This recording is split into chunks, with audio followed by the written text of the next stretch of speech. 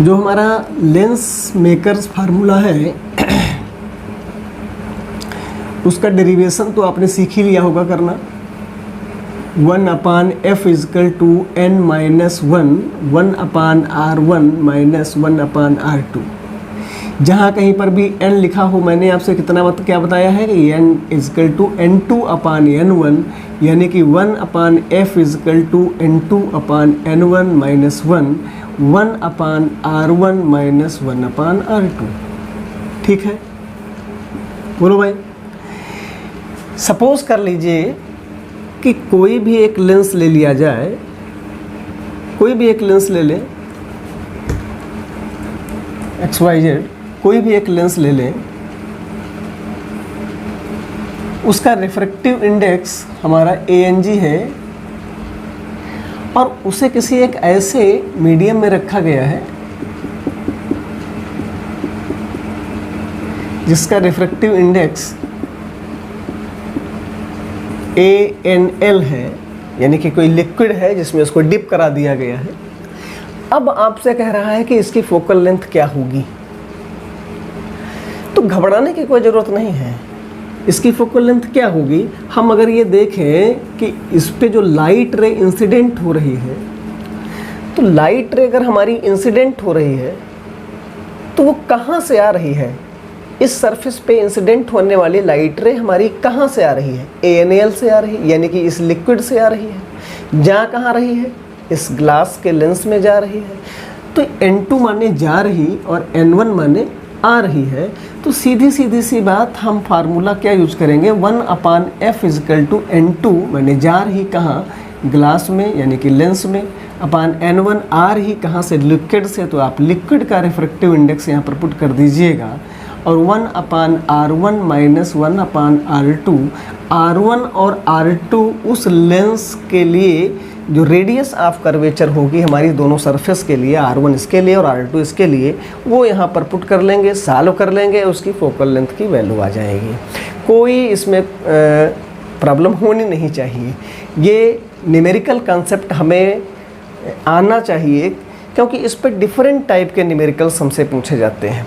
जैसे हम अगर एक एग्जाम्पल ले लें कि जैसे आपसे ये कहा जाए कि यही लेंस है और इस लेंस की फोकल लेंथ हमारी FA है ना, कहाँ है? एयर में है।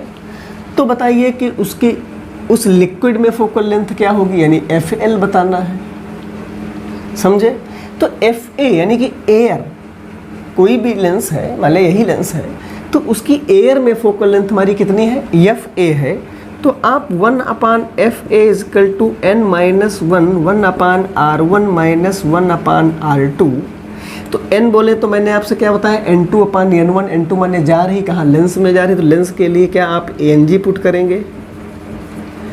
अपान N1 माने आ रही कहाँ से? एयर से आ रही, तो एयर का 1 ही होता है। तो ANG minus 1/r1 minus 1/r2।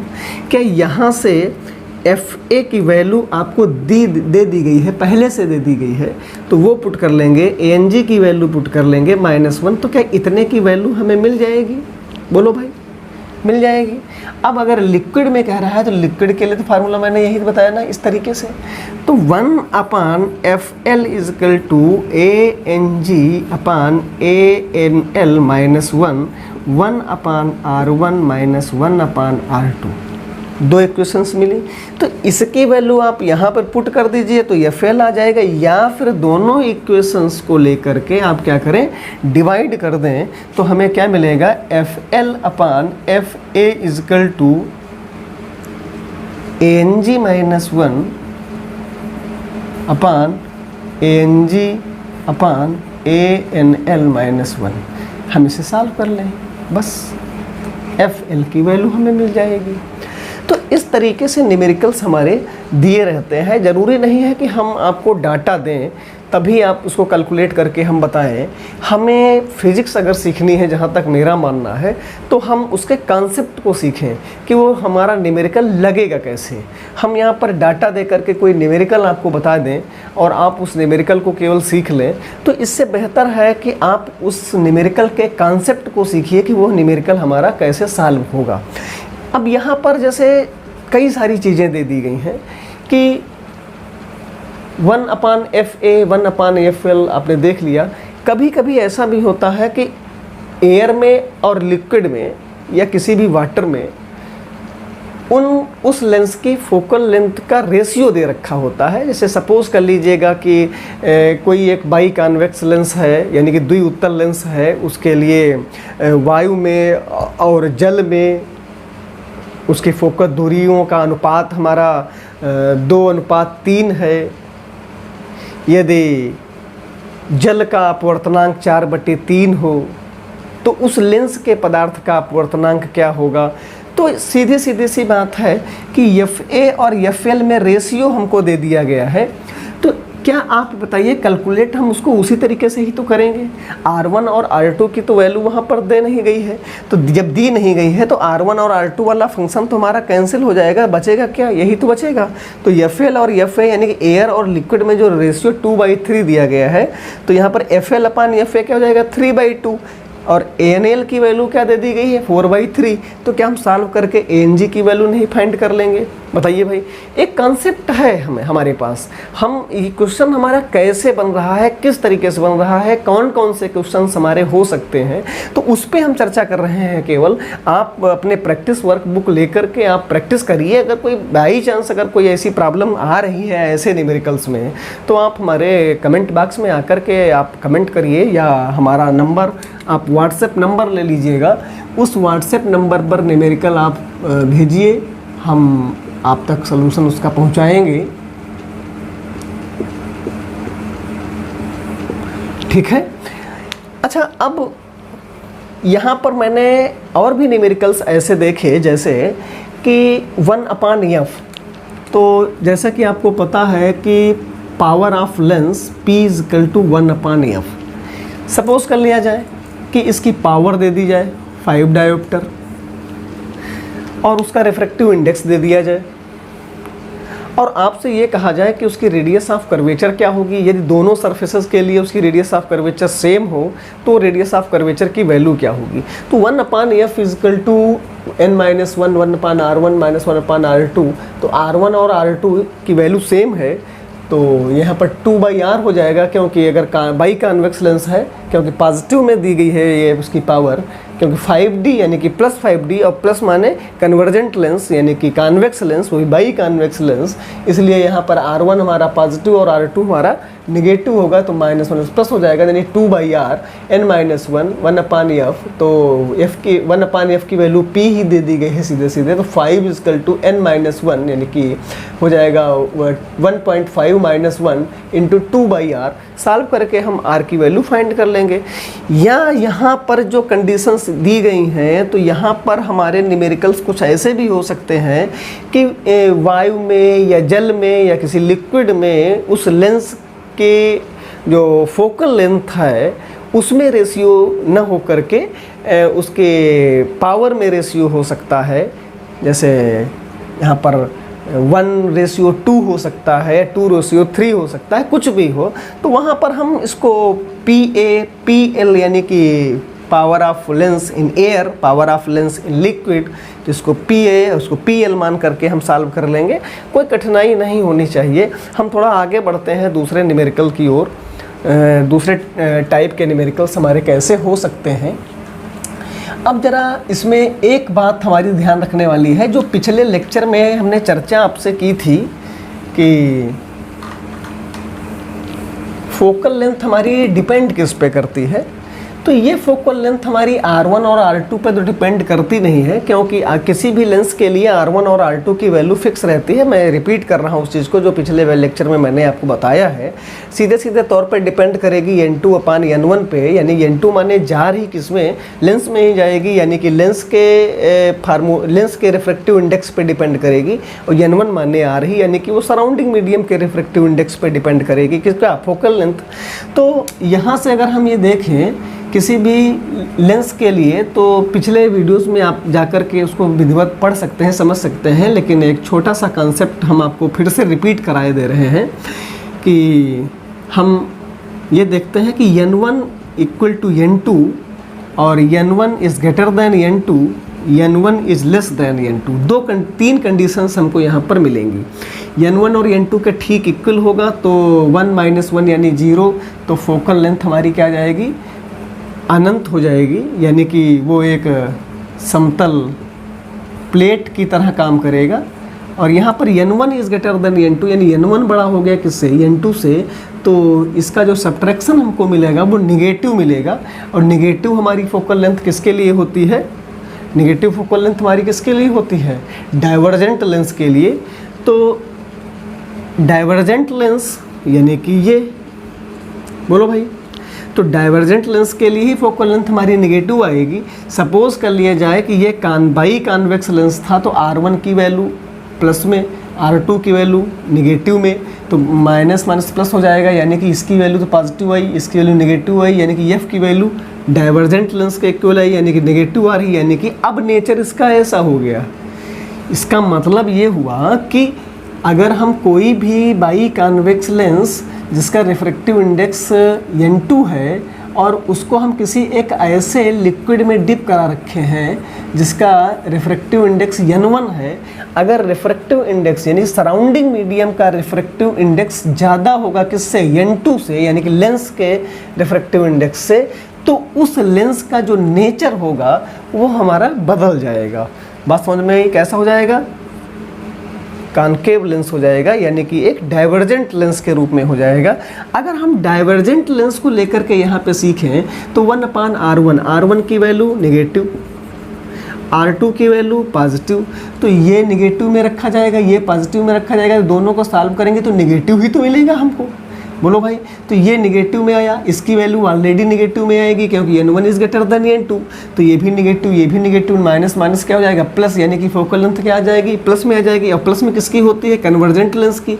इसका मतलब ये है कि यदि n1 बड़ा है n2 से, यानी कि सराउंडिंग मीडियम का रिफ्रैक्टिव इंडेक्स अगर ज़्यादा है हमारा ग्लास के रिफ्रैक्टिव इंडेक्स से, तो उसका नेचर हमारा बदल जाएगा। कॉन्वेक्स है तो कॉनकेव हो जाएगा और कॉनकेव है तो वो कॉन्वेक्स हो जाएगा। ऐसे ही n1 is less than n2, यानी कि रिफ्रैक्टिव इंडेक्स, यानी कि refractive index of surrounding medium is less than the refractive index of glass material, तो नेचर रिमेन सेम, उसका नेचर हमारा क्या रहेगा, सेम रहेगा। कैसे कि n2 हमारा बड़ा है n1 से, तो इसका जो सब्ट्रैक्शन आएगा वो पॉजिटिव होगा, और कॉन्वेक्स लेंस के लिए ये ऑलरेडी पॉजिटिव है, तो पॉजिटिव पॉजिटिव पॉजिटिव ही रहने वाला है, तो यानी कि 1/F, यानी कि वो भी F की वैल्यू भी हमको पॉजिटिव ही मिलने वाली है। इसका मतलब कॉन्वेक्स लेंस था तो अब भी नेचर हमारा कैसा रहा है, कॉन्वेक्स ही रहा है। और अगर हम कॉनकेव लेंस को लेकर के चेक करें तो ये तो निगेटिव है, ये हमको पॉजिटिव मिलने वाला है, तो पॉजिटिव और निगेटिव ही रहेगा, तो फोकल लेंथ हमको क्या मिलेगी, निगेटिव ही मिलेगी, यानी कि डाइवर्जेंट लेंस की फोकल लेंथ हमको मिलने वाली है। तो डाइवर्जेंट लेंस ही हमने जो है उस लिक्विड में या उस रिफ्रैक्टिव इंडेक्स में जो सराउंडिंग मीडियम था उसमें मैंने रखा था, तो हमको डाइवर्जेंट लेंस ही मिला। इसका मतलब ये हुआ कि तीन कंडीशंस हमारी दे दी गई हैं, ध्यान रखेंगे। अच्छा, इनको आप नोट कर लिया है। अब जैसे ये देखा जाए कि एक ग्लास है, ग्लास की स्लैब है, उसमें ये ग्लास है जिसका रिफ्रैक्टिव इंडेक्स 3/2 है, और एक एयर का कॉनकेव, यानी कि एयर का कॉनकेव लेंस हमारा बन रहा है। सपोज कर लें जिसकी रिफ्रैक्टिव इंडेक्स R जो है हमारा 10 और 20 सेंटीमीटर है। कितना है, 10 और 20 सेंटीमीटर है। पॉसिबल हो सकता है, जैसे आपने पेपर वेट नहीं देखा है यार, पेपर वेट जो ग्लास का होता है उसमें एयर बबल्स बने रहते हैं ना, तो ठीक उसी तरीके से हम ऐसा देख रहे हैं कि एक कोई ग्लास की एक स्लैब है जिसमें एयर का एक लेंस बन गया है, यानी कि इसमें एयर फिल है ना। R1 और R2 इसके जो रेडियस ऑफ कर्वेचर है वो 10 और 20 सेंटीमीटर है। अब ज़रा आप ये बताइए कि ये लेंस हमारा किस तरीके का काम कर रहा है, कैसा काम कर रहा है, डाइवर्जेंट लेंस की तरह काम कर रहा है कि कन्वर्जेंट लेंस की तरह काम कर रहा है। तो आप ये देखिए कि अगर इस पे लाइट रे इंसिडेंट होंगी तो वो आ कहाँ से रही हैं, ग्लास से, जा कहाँ रही हैं, एयर में। अच्छा, तो n2 माने जा रहे हैं यानी 1 हो गया। आ कहाँ से रही हैं? ग्लास से, यानी कि 3/2 से, यानी कि यहाँ जो n-1 की जो वैल्यू मिलने वाली है वो हमारी क्या नेगेटिव मिलने वाली है, नेगेटिव मिलने वाली है। तो फोकल लेंथ की वैल्यू हमको क्या मिलेगी? नेगेटिव मिलेगी। नेगेटिव किसके लिए होती है? डाइवर्जेंट लेंस की। तो यहाँ पर ये हमारा लेंस किस तरीके का काम करेगा? डाइवर्जेंट लेंस की तरह काम करेगा। या फिर आप डायरेक्ट क्यों नहीं बताते हैं कि n1 equal to n2, n1 greater than n2, n1 less than n2। तो n1 इजकल टू n2 क्या इसका 3/2 और एयर के लिए कितना 1? ये तो हो नहीं सकता। n1 3/2, n2 इसके लिए 1। तो हाँ ये तो हो सकता भाई, ये इसको n1 मान लें और इसको n2 मान लें। तो n1 is greater than n2, यानी कि ये ज़्यादा है किससे? n2 से। तो स्वाभाविक सी बात है ये कंडीशन यहाँ पर लग रही है। n1 इज़ लेस देन, ये तो है ही नहीं। तो इस कंडीशन में आपने क्या देखा था? नेचर विल बी चेंज, इतना याद रखिएगा। n1 is less than n2, nature remain same. तो नेचर विल बी चेंज। तो नेचर कैसा है हमारा? कन्वर्जेंट लेंस है। हो कैसा जाएगा? डाइवर्जेंट लेंस है। यार यहाँ पे अगर हम पानी भर दें, लो इसमें मैंने पानी भर दिया या कोई लिक्विड भर दिया, जिस लिक्विड का रिफ्रैक्टिव इंडेक्स हमारा कितना है? 2 है। तो अब वो कैसा काम करेगा? तो यानी कि क्या ये कंडीशन हो जाएगी? n1 इज़ लेस देन, यानी कि 3/2 जिसकी वैल्यू 1.5, यानी कि n2 ज़्यादा हो गया। तो स्वाभाविक सी बात है रिमेन सेम। क्या? नेचर। जब नेचर हमारा सेम रहेगा या इसका मतलब ये कन्वर्जेंट लेंस है, तो हमारा ये कन्वर्जेंट लेंस ही रहेगा, डाइवर्जेंट नहीं होने वाला है। अच्छा ठीक, अच्छा भैया इतना तो आपने सीख लिया। अब जरा एक न्यूमेरिकल हम और देखते हैं। देखिए वहाँ पर अभी मैंने जो न्यूमेरिकल्स आपको मैंने बताए, रेशियो, ये वो डायोप्टर ऑप्टर है ना, इनको छोटे छोटे न्यूमेरिकल्स हैं यार, लगाइए, कोई प्रॉब्लम होने वाली नहीं है। जो यहाँ पर प्रॉब्लम हो पूछेगा। और इस फार्मूले से रिलेटेड थोड़ा और अच्छे न्यूमेरिकल्स हमको आगे मिलेंगे जब 2 लेंस हमारे सेपरेट होंगे, यानी कांटेक्ट में रखे होंगे, तब मज़ेदार न्यूमेरिकल्स हमको इसमें से मिलने वाले हैं। बाकी बहुत आसान न्यूमेरिकल हैं, इसके कोई कठिन न्यूमेरिकल नहीं है। जरा एक न्यूमेरिकल हम देख लेते हैं। सपोज़ कर लें कि एक प्लेनो कॉन्वेक्स लेंस है जिसका डायमीटर, ये डायमीटर हमारा है वो 6 सेंटीमीटर है और इसका रिफ्रैक्टिव इंडेक्स पता ही नहीं है। अच्छा भाई, इसकी जो थिकनेस है, ये थिकनेस जो है, दिख रहा है ना भैया? इसकी जो थिकनेस है वो हमारी 3 mm है। कितनी है? 3 mm है। अब आपसे ये कहा जा रहा है कि अगर इस लेंस के मटेरियल में लाइट की स्पीड 2 × 10⁸ मीटर पर सेकेंड हो, तो इस लेंस के मटेरियल का रिफ्रैक्टिव इंडेक्स क्या होगा? क्वेश्चन समझ पाए क्या है? एक प्लेनो कॉन्वेक्स लेंस है जिसका डायमीटर हमारा कितना है? 6 सेंटीमीटर है और उस लेंस की जो थिकनेस है वो हमारी 3 mm है और उस लेंस में स्पीड ऑफ लाइट की वैल्यू 2 × 10⁸ मीटर पर सेकेंड है। तो उस लेंस का रिफ्रैक्टिव इंडेक्स बताइए, उसके मटेरियल का रिफ्रैक्टिव इंडेक्स बताइए। तो यार रिफ्रैक्टिव इंडेक्स की वैल्यू हम कैसे फाइंड करें? बताओ भाई, क्या इस फार्मूले से हम इसको सॉल्व कर सकते हैं क्या? बोलो। ये तो अगर पहला सरफेस ले लिया जाए तो फाइनाइट हो जाएगा क्योंकि प्लेन है। दूसरा हमारा हो सकता है कि भाई R2 की वैल्यू इधर मिलने वाली है, हो सकती है। रिफ्रैक्टिव इंडेक्स अगर हमें पता हो तो क्या उसकी फोकल लेंथ भी हम फाइंड कर सकते हैं क्या? लो चलो भाई, एक और क्वेश्चन में आ गया। क्या इसकी चलो फोकल लेंथ फाइंड बताइए कितनी होगी? इसकी फोकल लेंथ बताइए क्या होगी? तो v = 2 × 10⁸। मैंने आपसे बताया कि अगर रिफ्रैक्टिव इंडेक्स हमारा नहीं दिया हुआ है, अगर फाइंड करना है, उसमें वेलोसिटी दे दी गई है, तो एयर में स्पीड ऑफ लाइट कितनी होती है? 3.0 × 10⁸ मीटर पर सेकेंड। ठीक है। उस मटेरियल में वेलोसिटी कितनी है? 2 × 10⁸ मीटर पर सेकेंड। तो रिफ्रैक्टिव इंडेक्स हमारा n कितना है ये फाइंड करना है। तो आपसे मैंने कहा था c, ये तो एयर और वैक्यूम में हमारा स्पीड ऑफ लाइट है। अब वो स्पीड लाइट हमारी दूसरे मीडियम में जाएगी, यानी कि नए मीडियम में जाएगी। जो मेरा याद करने का फार्मूले का तरीका है वो आपको बता रहा हूँ कि c यानी कि तो पुराना हो गया, क्योंकि ये वैक्यूम और एयर में 3 × 10⁸ होता ही है। अब वो एयर और वैक्यूम से किस में जाएगा, किसी दूसरे मीडियम में जाएगा, यानी कि वो नए मीडियम में जाएगा। तो न्यू यानी c = new, c = new, new बोले तो NV, c = न्यू यानी कि NV। तो यहाँ से n = c/v यानी कि 3 × 10⁸ अपान 2 × 10⁸ यानी कि 1.5। अच्छा भाई, ले रिफ्रैक्टिव इंडेक्स भी इसका आ गया। अब फोकल लेंथ की बात कही जाए तो फोकल लेंथ के लिए formula 1/f = n-1, 1/r1 - 1/r2 यानी कि 1/f, n की वैल्यू 1.5 -1, 1/r1, r1 तो बोले तो फाइनाइट, माइनस r2 क्या माइनस में यार, तो प्लस क्या हो जाएगा क्या। अच्छा भाई, तो 1/f = क्या ये 0.5, ये क्या 1/r। अच्छा, तो क्या f = 2r। भाई डिसमिल हटा 0 यानी कि 5 2 जाए यानी कि 2r। लेकिन प्रॉब्लम ये है यार, r की वैल्यू हमें नहीं पता। तो r की वैल्यू तो इसका सपोज कर लें कि सेंटर ऑफ कर्वेचर हमारा यहाँ होगा।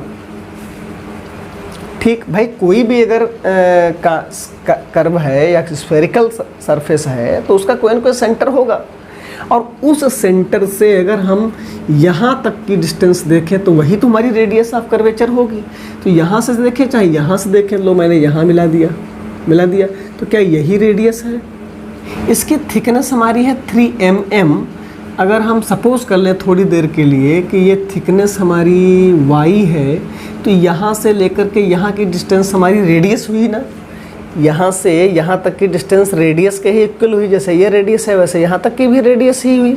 तो अब यहाँ से यहाँ की अगर डिस्टेंस फाइंड की जाए तो क्या वो r - y होगी, और ये जो डिस्टेंस है यहाँ से यहाँ की वो क्या 6 सेंटीमीटर का ठीक हाफ होगी। कितनी, 3 सेंटीमीटर। तो इसमें हम अगर ये देखें कि r की वैल्यू फाइंड की जाए तो राइट एंगल ट्रायंगल हमको मिल रहा है।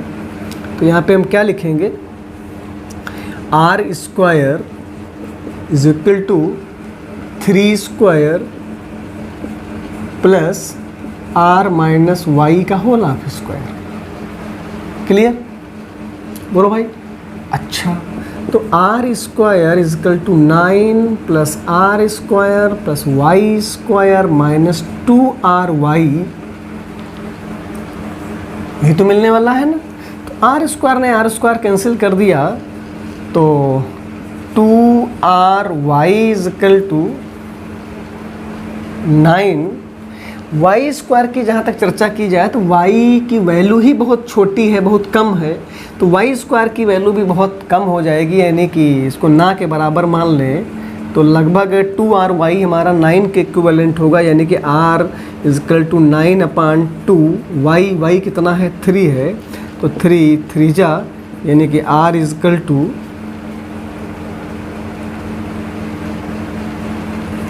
3/2। और यहाँ पर y की जो वैल्यू दी गई है वो y की वैल्यू हमारी 3 mm है, यानी कि 0.3 सेंटीमीटर है। तो इंटू 10 यानी कि 2 5 जा यानी कि 15 सेंटीमीटर। तो फोकल लेंथ हमारी जो थी 2r वो क्या हो जाएगी, 2 × 15 यानी कि 30 सेंटीमीटर। ठीक है, तो इस तरीके से हम ये देखते हैं कि लेंस मेकर्स फार्मूले के कई सारे यूजेस हैं, और इससे बहुत बेहतरीन यूजेस हमको आगे मिलने वाले हैं जब दो लेंस हमारे कांटेक्ट में रखे होंगे। जैसे एक ये लेंस और दूसरा लेंस हमारा इस तरीके से कांटेक्ट में रखा होगा, है ना। या हम कह दें कि वहाँ पर वाटर भी फिल कर लिया जाएगा, या इस तरीके से हमारे लेंस होंगे जहाँ पर कई सारे कांटेक्ट में लेंसेज होंगे, या कहीं वाटर भी फिल होगा, या इस तरीके से लेंस होगा हमारा।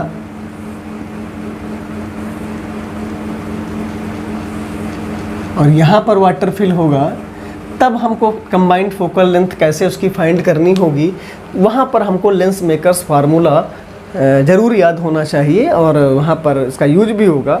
आगे मिलते हैं ऐसे नए क्वेश्चंस के साथ, तब तक आप तैयारी करिएगा और मेहनत करिएगा भैया।